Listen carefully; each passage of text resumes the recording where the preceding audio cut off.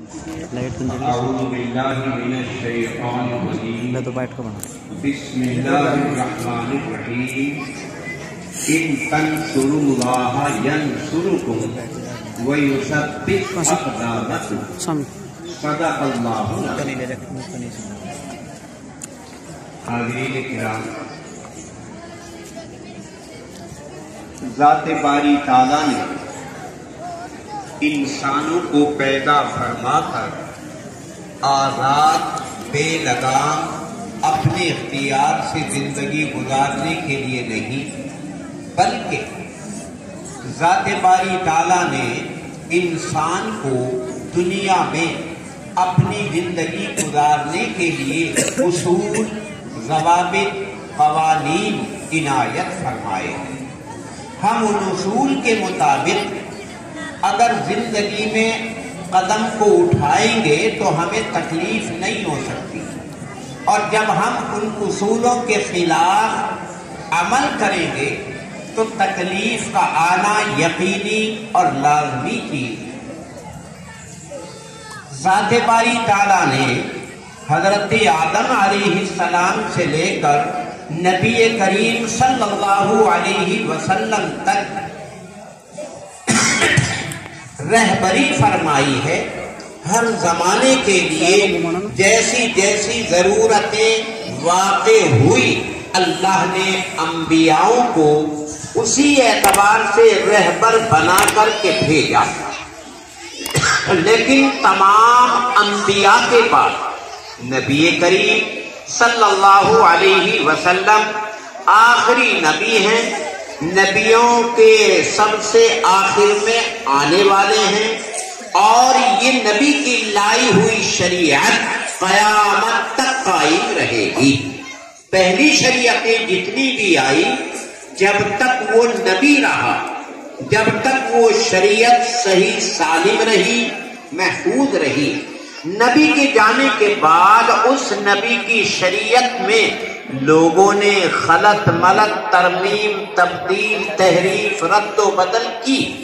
لیکن نبی کی لائی ہوئی یہ شریعت، جو نبی تو بعد میں کوئی نہیں آئے گا، مگر یہ شریعت جو کہ تو قیامت تک محفوظ رہے گی، اللہ نے اس کا خود وعدہ فرمایا ہے. اب دنیا میں جب بھی انسانوں کو کوئی احوال اور حالات پریشان کن آتے ہیں، ان میں ذات باری تعالیٰ یوں فرماتے ہیں، میں نے تمہیں پیدا کیا، بالکل ایمانی فطرت پر پیدا کیا ہے. اگر ایک بچہ جسے کوئی دعوت نہ بھی پہنچے، لیکن عقل اس کو اتنی دی ہے، وہ رات دیکھتا ہے، دن دیکھتا ہے، سردی گرمی ہوا بارش دیکھتا ہے، عقل اتنی دی ہے کہ جس سے وہ یوں پہچانے کہ آخر ان کو چلانے والا، رات اور دن کو بدلنے والا، ٹھنڈی اور گرم ہوائیں چلانے والا کوئی نہ کوئی تو ہے، وہی ہمارا خالق اور وہ ہمارا معبود ہے. اتنا ایمان لانا وہ ضروری ہے، اس لیے کہ اللہ نے اتنے ایمان پر بچے کو پیدا کیا ہے. ہر بچہ کسی کے بھی گھرانے میں پیدا ہو، چاہے کسی مومن کے یہاں، چاہے کسی یہودی یا نصارہ کے یہاں، وہ ایمانی حالت میں پیدا ہوتا ہے. اگر بالفرض وہ بچپنے میں مر جائے تو جہنم میں عذاب کے لیے نہیں جائے گا. اللہ نے ایک اصول اپنا بھی فرمایا، وَمَا كُنَّا مُعَذِّبِينَ حَتَّى نَبْعَثَ رَسُولًا. ہم عذاب نہیں دیں گے کسی کو جب تک کہ اس کے پاس ہم دعوت نہیں بھیجیں گے، اور وہ دعوت کا انکار نہیں کرے گا جب تک ہم عذاب نہیں دے سکتے. بچپنے میں مر گیا تو جنت میں داخل ہوگا، جنتی ہوگا. اگر کسی وجہ سے جہنم میں بھی بھیجا جائے گا تو وہاں بھی اسے عذاب نہیں ہوگا. زمانہ جاہلیت میں جب کسی کے یہاں لڑکی پیدا ہوتی تھی تو لڑکی کے پیدا ہوتے ہی اسے زندہ دفن کر دیتے تھے، زندہ درگور کر دیتے تھے. ذات باری تعالیٰ نے فرمایا جب قیامت ہوگی اور یہ جہنم میں جائیں گے اور وہ بچی جسے زندہ درگور کی گئی ہے وہ بھی ان کے سامنے ہوگی اور ماں باپ کے سامنے بچی سے سوال ہوگا اذ الموءودۃ سئلت بأی ذنب قتلت، بتاؤ تمہیں کیوں زندہ دفن کیا گیا، کیوں تمہارے ساتھ یہ معاملہ کیا گیا، کس گناہ کی بنا پر آپ کو قتل کیا گیا؟ تو اس سوال سے مگر ماں باپ کو تکلیف دینا مقصد ہوگا، اور وہ بچی جہنم میں ہونے کے باوجود اسے کوئی عذاب نہیں ہوگا، کیونکہ عذاب جہنم میں جو بھی جائے گا عذاب کے لیے نہیں۔ نبی کریم صلی اللہ علیہ وسلم جب اللہ سے سفارش فرمائیں گے کہ ایمان والے بھی تو جہنم میں ہیں، تو اللہ کہیں گے جاؤ جہنم میں، اور جس کے دل میں ذرہ برابر ایمان ہے اسے نکال کر لے گا۔ تو نبی بھی جائیں گے، مگر کیوں جائیں گے؟ عذاب کے لیے نہیں، تکلیف کے لیے نہیں، بلکہ امتی جو تکلیف میں ہوں گے ان کے سفارش کر کے نکالنے کے لیے جائیں گے۔ تو بچہ اللہ تعالیٰ پیدا کرتا ہے فطرت ایمانی پر، اس لیے بعد میں جیسے اسے صحبت ملتی ہے، ماں باپ کا طور و طریق جیسا دیکھتا ہے بچہ وہی چیزیں اختیار کرتا ہے۔ اس لیے ذات باری تعالیٰ نے ہمیں ہر قدم پر نصیحت فرمائی، ہر قدم پر ہمیں راستہ دکھایا کہ تم یہ قدم کدھر اٹھاؤ، کدھر چلو، کیا کرنا ہے کیا نہیں کرنا۔ ابھی آپ کے اس مدرسے کا نام امداد العلوم، امداد العلوم کا مطلب کیا ہے؟ علوم کی مدد کرنا نہیں ہے۔ اہل علم جانتے ہیں جو عربی گرامر سے واقف ہیں، نحو صرف سے، اس کے معنی علوم کی مدد کرنا نہیں، امداد العلوم کے معنی ہے علوم حاصل کرو اور اس سے اپنی مدد حاصل کرو، علم حاصل کرو اور علم حاصل کرنے کے بعد اپنی مدد حاصل کرو۔ کیوں ہم مدرسے کا نام رکھتے ہیں امداد القرآن؟ قرآن کی مدد کرنا نہیں، قرآن کی مدد کی ہمیں ضرورت نہیں ہے۔ کیوں ضرورت نہیں ہے؟ اللہ تعالیٰ نے خود قرآن کو نازل فرمایا اور نازل فرما کر اس کے محفوظ رکھنے کا قیامت تک خود وعدہ فرما لیا۔ ہم اگر قرآن پاک سے چمٹیں گے تو نفع ہمارا ہے، فائدہ ہمارا ہے۔ اسی کو ذات باری تعالیٰ فرما رہے ہیں ان تنصروا اللہ ینصرکم، اگر تم اللہ کے دین کی مدد کرو گے تو اللہ تمہاری مدد کرے گا۔ اب اللہ کے دین کی مدد کا مطلب ہے تم اس سے چمٹ جاؤ۔ جب تم اس سے چمٹ جاؤ گے، اس کے محفوظ کرنے کا اللہ نے وعدہ فرما لیا، تو جو اس سے چمٹے گا وہ بھی خود محفوظ ہو جائے گا۔ آج ہم جو پریشانیوں میں ہے اس کا حل ذات باری تعالیٰ خود فرما رہے ہیں، تم دین سے الگ ہو تو تمہاری مدد نہیں ہے، تم دین سے سمٹ نہیں رہے ہو تو تمہیں تکلیف و پریشانی ہے۔ آج ہمیں اپنے گھر میں پریشانی، اپنے پڑوس سے پریشانی، اپنی آبادی اور بستی سے پریشانی، اپنے ملک اور حاکموں سے پریشانی، اس کا علاج خود ذات باری تعالیٰ فرما رہے ہیں ان تنصروا اللہ ینصرکم ویثبت اقدامکم، اگر تم میرے دین سے چمٹے رہے تمہاری مدد ہوتی رہے گی اور تمہیں ثابت قدم رکھا جائے گا۔ رہا احوال و حالات کا آنا، یہ تو آتے رہتے ہیں، یہ تو ابتدائے زمانے سے لے کر قیامت تک چلتے رہیں گے۔ حضرت ابراہیم علیہ السلام کو جب انہوں نے اللہ کے ایک ہونے کا پیغام دیا، اور وہ لوگ تھے بت پرست، وہ لوگ تھے اپنے بتوں کی الگ الگ عبادت کرنے والے۔ خود حضرت ابراہیم کو یوں کہا تھا لَنُخْرِجَنَّكُم مِّنْ أَرْضِنَا أَوْ لَتَعُودُنَّ فِي مِلَّتِنَا، یا تو ہمارے دین میں آ جاؤ، ہمارے مذہب میں آ جاؤ، ہمارے طریق کو اختیار کر لو، ورنہ ہم تمہیں اپنی زمین سے نکال باہر کریں گے۔ یہ ہمیں اللہ تعالیٰ نے قرآن پاک میں فرمایا، کوئی نئی بات نہیں ہے۔ مگر اللہ تعالیٰ اسی کو تو فرماتے ہیں تم اس دین سے چمٹے رہنا جس کو میں نے قیامت تک محفوظ رکھنے کا وعدہ کر لیا. اس کے لیے ذات باری تعالیٰ نے نمونہ اور مثال بھی ہمیں دے دی کہ کس طرح میں محفوظ کروں گا. نبی کریم صلی اللہ علیہ وسلم نے جب اللہ کے ایک ہونے کا اعلان کیا کہ لا الہ الا اللہ، اللہ کے علاوہ کوئی عبادت کے قابل نہیں، اور مکے کے لوگ، خاندان کے لوگ، قریبی لوگ اپنے اپنے بتوں کی پرستش کرتے تھے. کوئی اولاد کا خدا تھا، کوئی مال کا خدا تھا، کوئی مرتبے اور جاہ کا خدا تھا. جب نبی کریم صلی اللہ علیہ وسلم بیت اللہ میں سن 8 ہجری میں تشریف لے گئے، ہاتھ میں ایک چھڑی تھی، عصا، ڈنڈا. وہ ان بتوں کی طرف جو 360 بت بیت اللہ کے چاروں جانب رکھے ہوئے تھے، اور 2 بڑے بڑے خدا بیت اللہ کے کعبے کے اندر رکھے ہوئے تھے.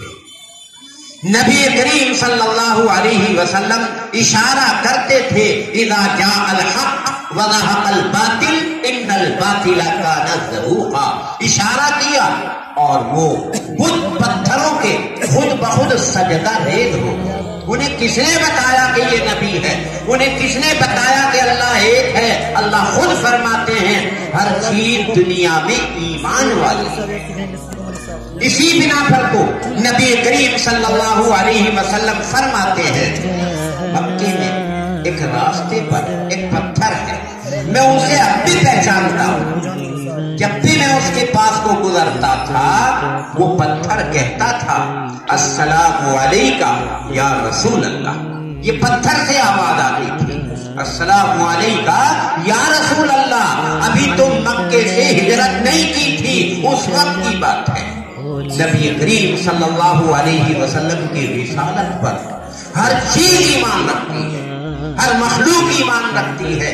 وَإِن مِّن شَيْءٍ إِلَّا يُسَبِّحُ بِحَمْدِهِ وَلَٰكِن لَّا تَفْقَهُونَ تَسْبِيحَهُ.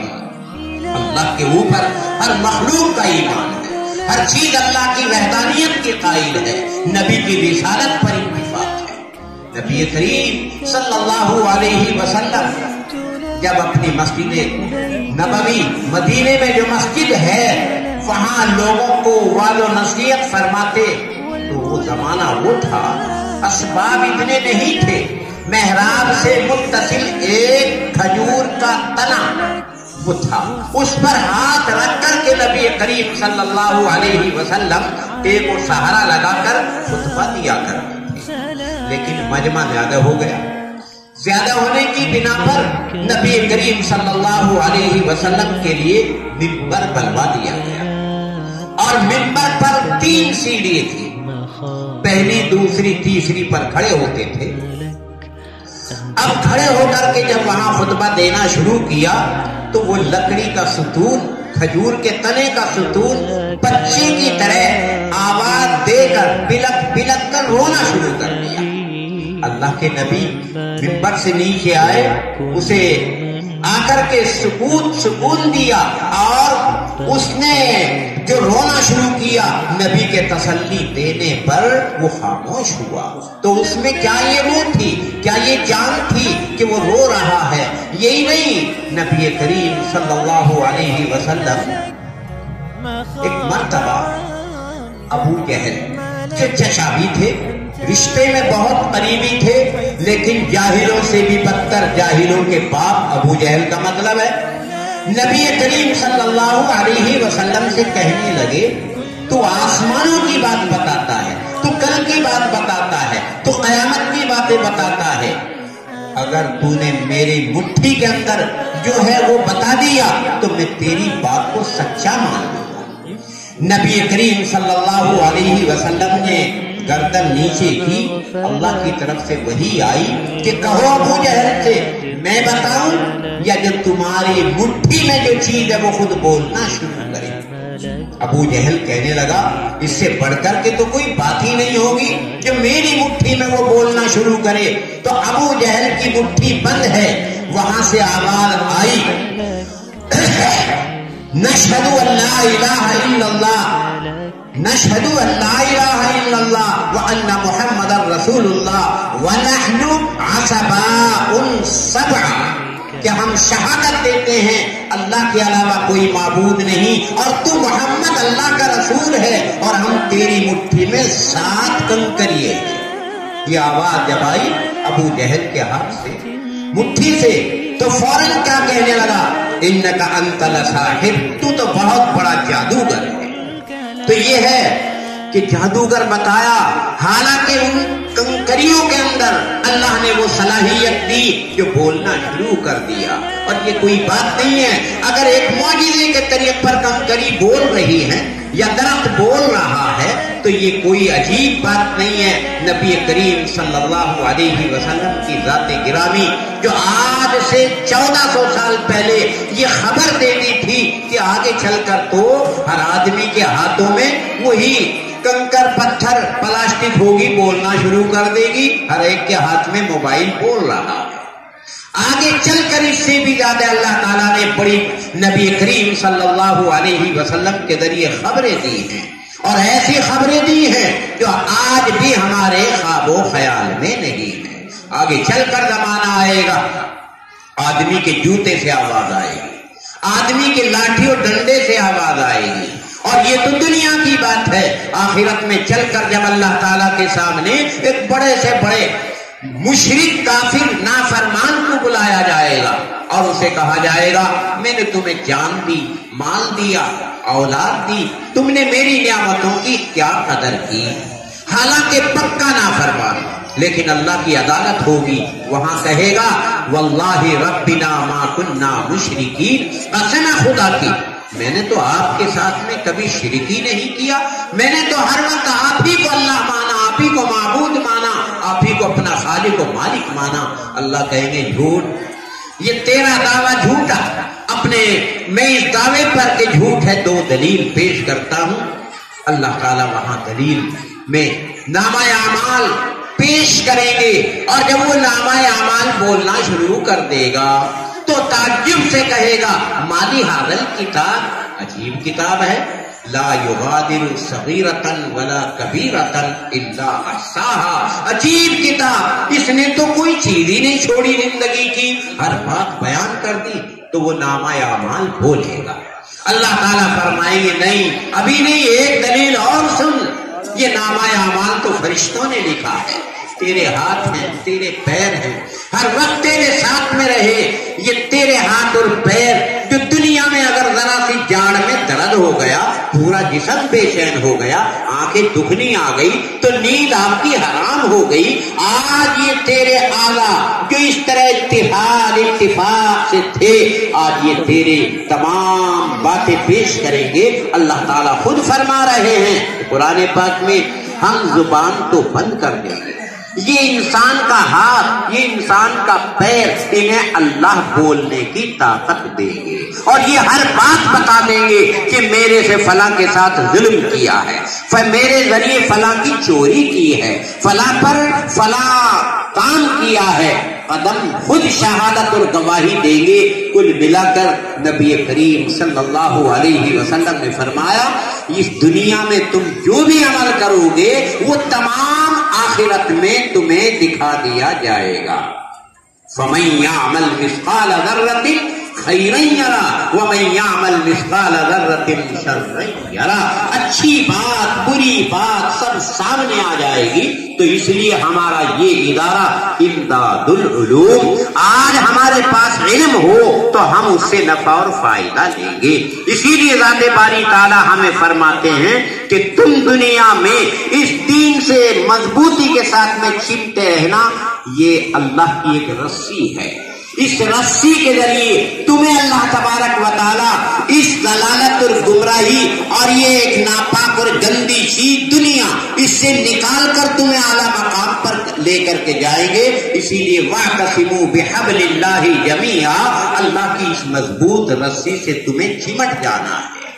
صحابہ نے جب معلوم کیا اے اللہ کے نبی یہ رسی کیا ہے، فرمایا حبل اللہ المتین هو القرآن المجید، یہ قرآن پاک اللہ کی رسی ہے، तुम इससे चिमट जाओ और सब के सब चिमट जाओ, इतनी मजबूत है, इसके लिए छूटना नहीं है, मजबूती से पकड़ लोगे तो लिहाजा हमें आला मकाम पर पहुंचाया जाएगा।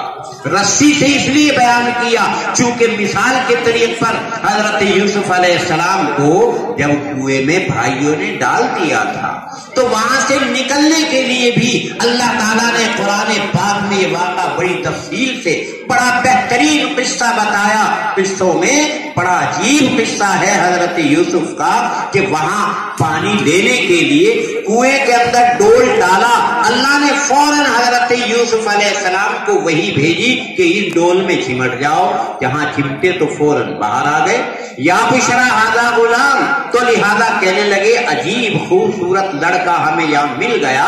तो जिस तरह अल्लाह ताला ने हजरत यूसुफ को कुएं से निकालकर बाहर निकाल दिया रस्सी के जरिए, इसी तरह रस्सी से कुरान पाक को तशबीह दी है और इसे हम अपने अमल में लाएंगे तो अल्लाह ताला कहते हैं कैसी भी परेशानी से परेशानी तुम पर आए, लेकिन जब कुरान पाक को तुम मजबूती से पकड़े रखोगे तो तुम्हें कोई परेशानी गलत मकाम पर नहीं पहुंचा सकती। इन तंसुरुल्लाह यंसुरुकुम, अल्लाह का वादा है अगर तुम मदद करोगे इस दीन की, तुम चिमटे रहोगे इस कुरान से, तुम चिमटे रहोगे नबी के तरीक से, तो अल्लाह की मदद तुम्हारे ऊपर आना शुरू हो जाएगी। और कैसे आएगी? जंगे बदर में नबी करीम सल्लल्लाहु अलैहि वसल्लम 313 सहाबा थे और मुकाबले में हजारों थे। 313 के मुकाबले में हजारों। लक़द नसरकुमुल्लाहु बिबदरिन व अंतुम अज़िल्ला, जंग मैदान बदर में अल्लाह ताला ने तुम्हारी मदद की है जब तुम बहुत कम थे, वो हजारों की तादाद में थे। अव्वलन 1000 फरिश्ते आए, 3000 फरिश्ते आए, 5000 फरिश्ते आए। आज भी वो नुसरत, आज भी वो मदद आने के लिए तैयार है और आएगी। जैसा कि खुद नबी करीम सल्लल्लाहु अलैहि वसल्लम फरमाते हैं अल्लाह को अपने दीन की हिफाजत करना है। इन ततवल्लू यस्तब्दिल कौमन गैरकुम सुम्मा ला यकूनू अम्सालकुम, अगर तुम इस दीन से नहीं निपटोगे, इस दीन में नहीं लगोगे, अल्लाह तुम्हारे एवज दूसरों को बदल देंगे और वो तुम्हारे मिसिल नहीं होंगे। जैसा कि अल्लाह ने वादा फरमाया कि नबी करीम सल्लल्लाहु अलैहि वसल्लम ने जब अल्लाह की वहदानियत का ऐलान किया, लोग जान के दुश्मन बन गए। जब जान के दुश्मन हुए, अल्लाह ने कहा कि अभी असबाब नहीं है, आप मक्का छोड़ दो, मदीने में चले। मदीने में गए, दुश्मनों ने वहां तक के भी इरादे किए नबी करीम सल्लल्लाहु अलैहि वसल्लम की हिफाजत के लिए सहाबा की एक जमात रातों पहरा देने लगी। अल्लाह ने कहा ऐ नबी, आपको घबराने की जरूरत नहीं, आपको हिफाजत कराने की जरूरत नहीं। जैसे मैंने कुरान की हिफाजत का वादा कर लिया, तेरी जान को भी मैंने महफूज रखने का वादा कर लिया। वल्लाहु यासिमुका मिनन्नास, लोग आपको कत्ल नहीं करेंगे, मैंने वादा कर लिया आपकी मौत फितरी मौत आएगी, आपको कोई कत्ल नहीं कर सकता। जब ये अल्लाह ने ऐलान फरमा दिया कुरान पाक में, नबी करीम सल्लल्लाहु अलैहि वसल्लम ने फौरन कहा इन्ज़हू अन्नी फक़द असमनी अल्लाह, आप मुझसे अलग हो जाओ, मेरी हिफाजत की तुम्हारी जरूरत नहीं है तुमको, अल्लाह ने खुद मेरी हिफाजत का वादा किया। उसके बाद पहरा नहीं लगता था। नबी जंगो जिदाल में गए, कत्ल क़िताल में गए, मगर मौत आई तो फिक्री अपने घर पर मौत आई। हज़रत आयशा की रान पर सर रखा हुआ था, तब नबी करीम सल्लल्लाहु अलैहि वसल्लम की रूह बर्बाद नहीं है। और यही नहीं अल्लाह ताला खुद फरमाते हैं कि जब तुम इसकी अपनी इस दीन की आनत कुव्वत और मदद से अपने को दूर कर लोगे या तुम में इतनी ताकत नहीं रहेगी, मेरी मदद के रास्ते बहुत हैं। जब क़यामत के करीब दज्जाल आएगा, पूरी ज़मीन में आनंद फानन में घूम जाएगा, अपनी शौकत-ए-बाज़ी दिखाएगा, खुदाई का दावा करेगा, यहाँ तक कि एक नौजवान को कहेगा कि मुझे खुदा कहो। वो नौजवान कहेगा क्यों? وہ دجال جس کا کفر دل سے نکل کر پیشانی پر آ جائے گا، وہ کہے گا کہ نہیں اللہ تو ایک اللہ وہ ہے، وہ کہے گا کہ 2 ٹکڑے ہو جاؤ کہ 2 ٹکڑے ہو جائیں گے، 2 ٹکڑے کرنے کے بعد اس کے درمیان میں وہ نکل کر کہے گا زندہ ہو جا، پھر وہ نوجوان جو کا تو ہو جائے گا، پھر کہے گا دجال کہ اب تو مان میری خدائی کو، وہ کہے گا کہ نہیں اب پکی بات ہو گئی کہ تو وہی دجال ہے جس کی میرے نبی نے خبر دی ہے، کہ ایسا کرے گا، پھر وہ پوری زمین پر گھومنے کے بعد مکے اور مدینے کی طرف چلے گا، وہاں اتنی قوت اور طاقت نہیں ہوگی کسی میں کہ اس کا مقابلہ کرے۔ اب اللہ نے وعدہ کیا ہے کیا؟ اس کعبے کو قیامت تک رکھنے کا، اس سرزمین کو غیروں سے محفوظ رکھنے کا سن 8 ہجری میں اعلان کرا دیا۔ قرآن پاک کے اندر کھلا اعلان ہے انما المشرکون نجس فلا یقربوا المسجد الحرام بعد عامهم هذا، سن 8 ہجری میں اعلان کرا دیا کہ اب کے بعد قیامت تک کوئی بغیر ایمان حرم میں تشریف نہیں حاضر نہیں ہو سکتا۔ یہ حرم شریف ہے، یہ قابل احترام ہے، ایمان کی حالت میں جائے گا، بے ایمان وہاں کوئی نہیں جائے گا، کتنی بڑی طاقت اور قوت اور قدرت والا ہو نہیں جا سکتا۔ اگر تم اس کی حالت اور مدد نہیں کر سکتے تو اللہ تعالیٰ خود اس کی حفاظت کریں گے۔ تو یہی وہ دجال جو زمین کو کہے گا نکال خزانہ، وہ خزانہ نکالے گی، آسمان کو کہے گا پانی برسا، وہ پانی برسا دے گا۔ جب اتنی طاقت دیکھیں گے لوگ تو اس کا مقابلہ کیسے کریں گے؟ اب وہ مکے کی طرف جانا چاہے گا، جبکہ اللہ نے وعدہ کیا قیامت تک یہاں ایمان والے رہیں گے۔ جس طرح سانپ زمین پر گھوم کر اپنے سوراخ میں داخل ہو جاتا ہے، یہ ایمان مکے سے شروع ہوا، مدینے سے دنیا میں پھیلا، آخر میں بھی یہ مکے اور مدینے میں ہی چلا جائے گا، وہیں پھر آخر ایمان